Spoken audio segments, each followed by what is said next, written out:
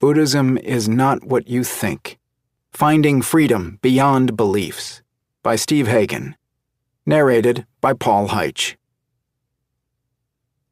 The foolish reject what they see, not what they think. The wise reject what they think, not what they see. Wang Po. Prologue. See for yourself.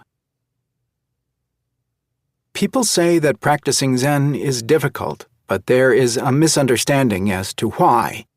It is not difficult because it is hard to sit in the cross-legged position or to attain enlightenment. It is difficult because it is hard to keep our mind pure and our practice pure in its fundamental sense. Shunryu Suzuki. This is not a feel-good self-improvement book about how to become more spiritual. It's an intensely practical book about how to live our daily lives openly and honestly, with wisdom and compassion. It's a book about being awake to reality, about being fully human. In many ways, this book reflects the words and actions of Gautama Siddhartha, known more commonly as the Buddha, one who has awakened. This book, however, is not an exploration of what the Buddha said and did. Rather, it explores what the world reveals to all of us, right now, in this moment. In his talks and dialogues, the Buddha was only pointing out what he saw and experienced directly. This book is based on the fact that this same vision and experience are available to all of us, without exception, right now. The Buddha was not interested in theology or cosmology. He didn't speak on these subjects and, in fact, would not answer questions on them. His primary concerns were psychological, moral, and highly practical ones. How can we see the world as it comes to be in each moment, rather than as we think, hope, or fear it is? How can we base our actions on reality, rather than on the longing and loathing of our hearts and minds? How can we live lives that are wise, compassionate, and in tune with reality? What is the experience of being awake? Can there be any questions about life that are more practical, down to earth, and immediately relevant than these? After he responded to such questions, however, the Buddha asked people not to mindlessly accept his words, but to investigate for themselves the immediate experience of mind. Be a light unto yourselves, he told his listeners. Don't look for refuge to anyone besides yourselves. Over and over, he urged people, purify your own minds. Yet the Buddha wasn't talking about wiping our minds clean of foul thoughts or inclinations. Such efforts can easily turn into a denial of our humanity. And anyway, they don't work. Actively trying to purge ourselves of unwholesome thoughts only cuts us off and sets us apart from others. Soon we develop notions of how we're superior to those who don't follow our way. Such an approach itself gives off a foul odor. How can we purify our minds in this way when the very impulse to do so is already born of impurity? In saying, purify your own minds, the Buddha was pointing to something very different. That something very different is the subject of this book, waking up. This is why the Buddha urged people not to blindly follow traditions, reports, hearsay, opinions, speculation, or the authority of religious texts, but to see and know for ourselves what is true, and when we do, to take it up. He also urged us to see and know for ourselves what is hurtful and divisive, and to give that up.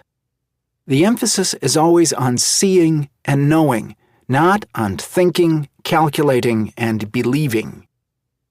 2 points should be mentioned here. First, as we will see, what we call mind turns out to be vastly more than the thoughts, images, emotions, explanations, and questions we think our brains churn out. In fact, there is another aspect of mind that is boundless and not limited to our personal experiences of thought and thing, yet it's completely accessible in every moment.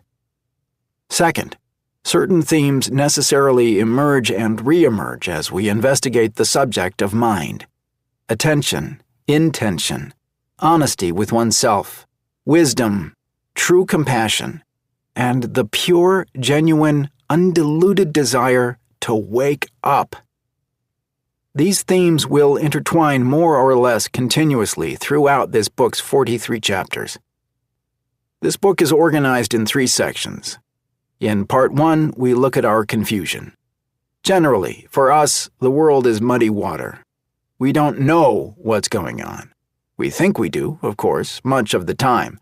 But when we look carefully, as we do in Part 1, we can see a great deal of confusion within many of our common, unquestioned, everyday views of the world.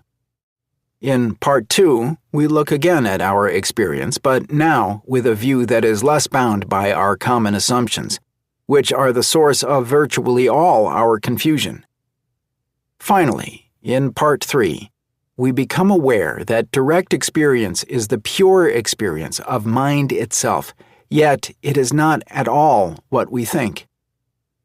This book focuses on the common yet generally unheeded confusion that underlies virtually all of the moment-by-moment questions and choices we face. It does not, however, and cannot, provide answers and correct options for you. Instead, it can help you do something far more valuable. Recognize the inappropriateness and the futility of how we usually approach life's most troubling issues. More valuable still, it can help us fully know lives of joy and freedom through the practice of pure awareness. In short, it can help us wake up and see reality for ourselves. Steve Hagen, Dharma Field Meditation and Learning Center, Minneapolis, Minnesota, April 2003. Part 1. Muddy Water. Chapter 1. Paradox and Confusion. If you visit a Buddhist temple in Japan, you'll likely encounter 2 gigantic, fierce, demon-like figures standing at either side of the entrance. These are called the Guardians of Truth, and their names are Paradox and Confusion. When I first encountered these figures, it had never occurred to me that truth had guards, or indeed that it needed guarding. But if the notion had arisen in my mind, I suspect I would have pictured very pleasing, angelic figures. Why were these figures so terrifying and menacing? And why were the guardians of truth represented rather than truth itself?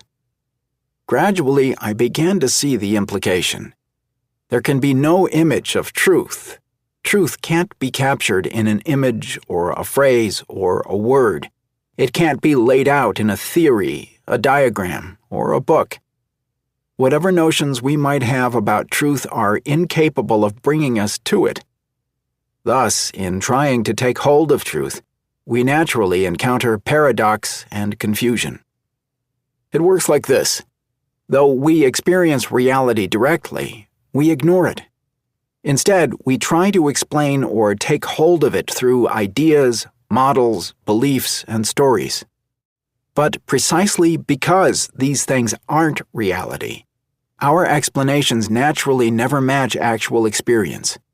In the disjoint between reality and our explanations of it, paradox and confusion naturally arise. Furthermore, any accurate statement we would make about truth must contain within itself its own demise.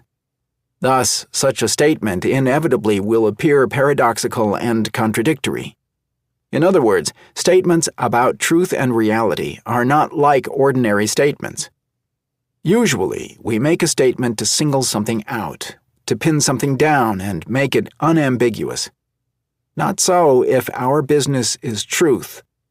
In this case, we must be willing to encounter, rather than try to evade, paradox and confusion.